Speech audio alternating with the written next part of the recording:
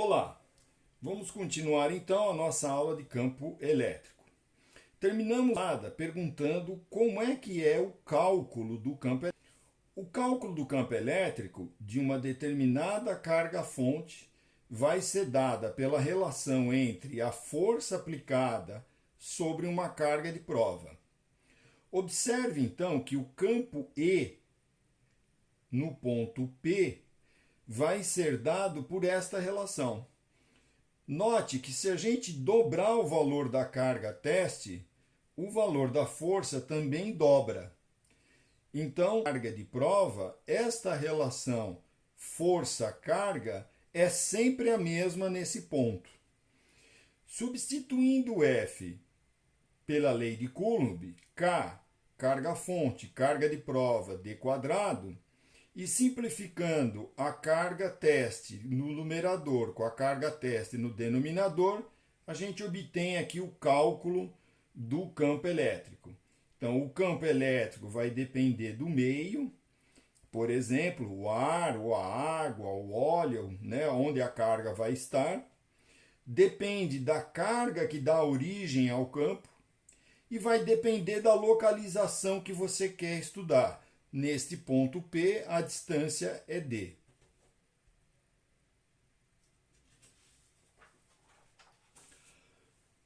Vamos entender um pouco mais essa definição do campo.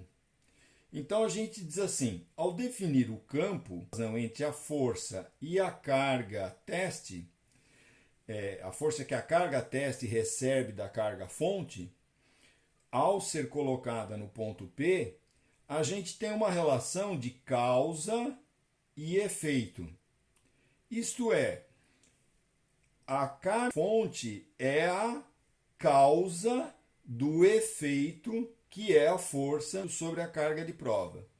Então, essa definição do campo, na verdade, é uma medida da causa, que é a carga-fonte, e o efeito produzido, que é a força.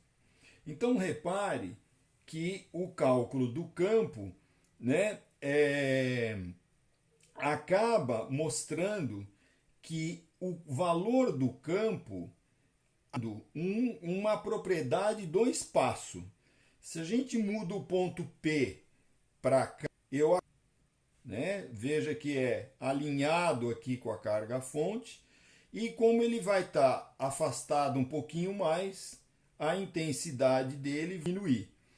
Então, agora começamos a ter uma ideia mais clara de que o campo acaba sendo uma propriedade da localização do lugar que a gente quer estudar, ok?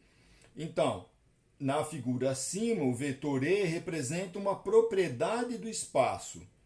Então, onde existe uma carga ou cargas. O que a gente quer dizer com isso? Resumindo, aonde existir uma carga elétrica, como aqui, em todos os pontos ao redor dessa carga vai existir um campo elétrico.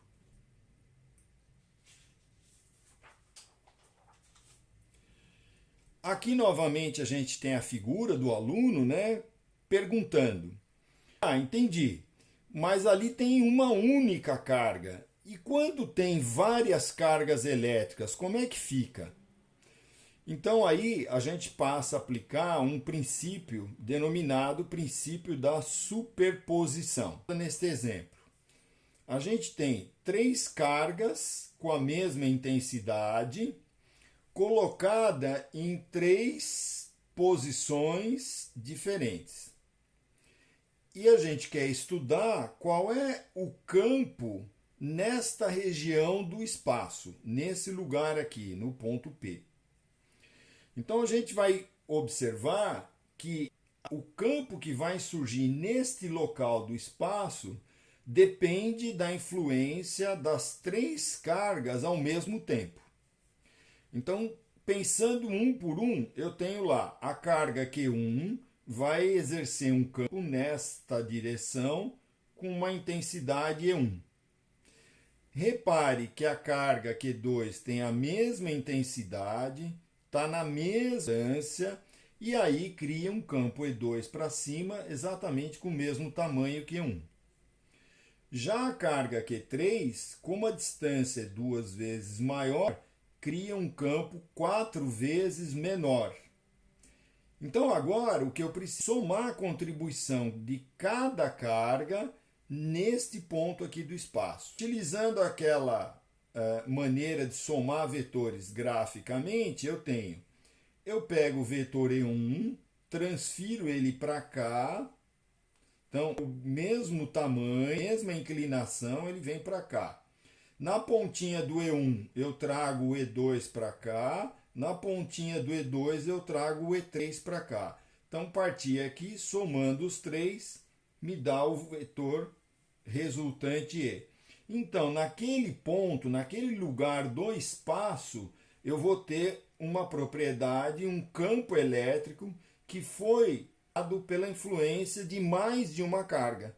Então, as várias cargas atuando no produzem esse campo elétrico aqui. Uma outra maneira de somar isso aqui, uma maneira mais fácil mentalmente de fazer, é a seguinte. Eu tenho o vetor E, eu decomponho o vetor E1 na direção vertical, então eu vou ter a componente E1y. Pego o vetor E1, decomponho na direção horizontal, vou ter a componente E1x. A mesma coisa com o E2 e o E3 não precisa decompor, ele já está na direção x.